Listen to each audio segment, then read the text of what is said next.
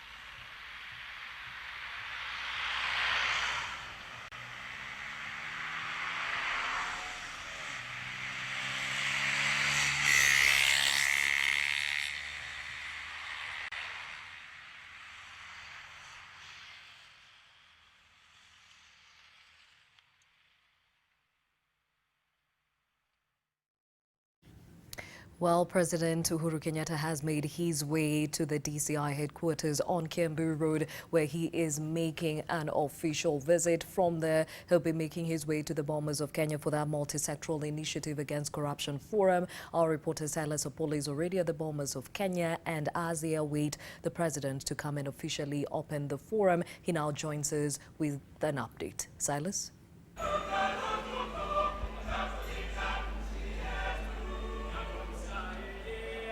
Yes, Gladys, just as you said, of course, we're live at the Bombers of Kenya, where the National Anti-Corruption Conference is ongoing.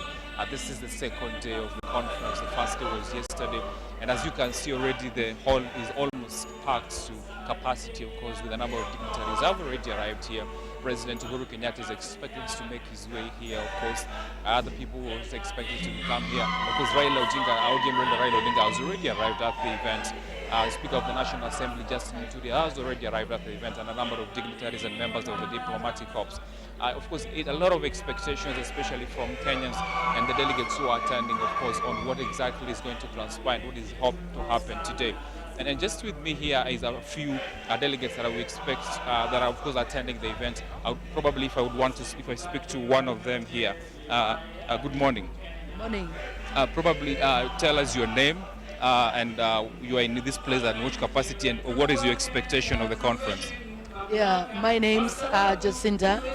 I'm a pastor in CSC Church, and in this conference, I'm expecting that President may talk to us a speech of inclusion for everybody in any capacity, that anything should be done equity for corruption.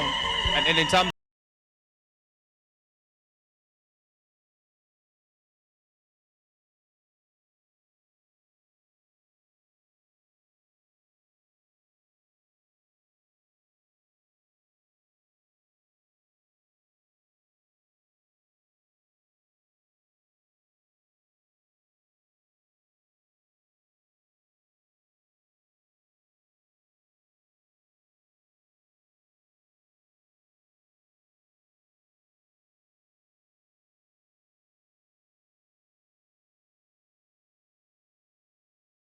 all of us, in the low people, those who are down, and those who are big people, I can see that he is about to do it. anything that you think should be done different, or what is it that should be done better, or is the efforts done by the president enough for you? Yeah, I feel that the top should be equal in any way to the low people, even to those who are down. down, especially in the community and in any sector. All right, asante sana. I'll also speak to one member, of course, the delegation attending the conference today. Gentlemen, probably if you could come this way. Nafikiri kwa Kiswahili. Utatueleza jina yako ni nani na uko hapa kama member of civil society ama mhubiri ama uko hapa kama? Mimi majina yangu ni Daniel Kenyambi Sibori. Ni leadership ya jua kali katika Nairobi County. Kwa hivyo nimekuja kurepresent jua kali Nairobi County. Na wewe kama mwananchi, the fight against corruption, do you think it's being done in a way that is satisfactory? Nafikiri unavyoangalia initiative ile tuko nayo sasa inasema ni multi-sectoral forum ambayo mimi na wewe tutajiunga pamoja kuweza kuangamiza ufisadi. Ni kweli ikiwa tunaongea kutoka rohoni zetu, basi hivyo itawezekana. Na ninavyoangalia hili ndio kongamano la kwanza ambao leadership imekuja pamoja kujaribu kuangalia ni kutafuta mbinu ya kukabiliana na janga hili la ufisadi. Kwa hivyo ninaona tukiendelea kwa njia hii tutaweza. Matumaini yako kwenye huu mkutano ni ipi? Matumaini yangu ni kwamba mimi binafsi ninayoyasema kutoka rohoni mwangu yawe hivyo hivyo katika hali ya kuongea na vitendo, kuanzia mwananchi wa kawaida kutoka grassroots mpaka national, kwamba ufisadi huu tuweze kuungana mpaka tuweze kuangamiza hili tuweze kufungua ukurasa mpya kwa vizazi vichavyo vya kesho. Na kama mwananchi, ungependelea nini ifanyike tofauti na ile ambalo linafanyika sasa hivi, ama unaona kila kitu inaendelea sawa? Mara kwa mara mambo imekuwa ikisemekana mambo ni kutoka juu. Hata kama ni ufisadi, mambo tunavyoangalia tangu jana, hakuna sekta ambayo haina ufisadi. Kwa hivyo kuanzia kwangu nyumbani, ninavyoongea na familia yangu, watoto wangu, mke wangu na mimi, vivyo hivyo tunavyoendelea, na ninafikiri hivyo ndivyo itakavyosaidia. Na pia katika makanisa tuingiane pamoja, na tukienda kwa njia hiyo ndio tunaweza